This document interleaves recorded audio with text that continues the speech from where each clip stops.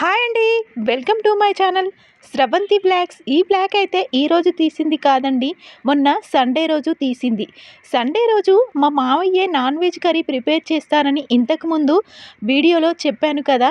కానీ ఈరోజైతే మా మావయ్యకు వీలు పడలేదండి.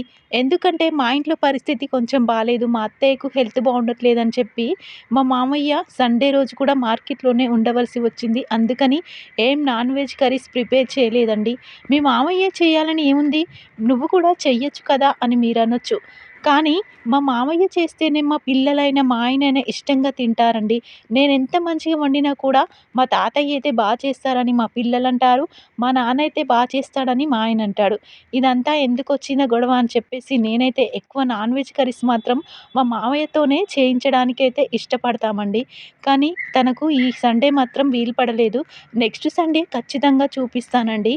చూడండి, ఈ టమాటా పచ్చడి అయితే నేను మిక్సీలో ఎక్కువగా పట్టనండి. ఎందుకంటే అది అంత మెత్తగా అయిపోతుందని మా ఇంట్లో అయితే ఎవ్వరు ఎక్కువగా తినరు.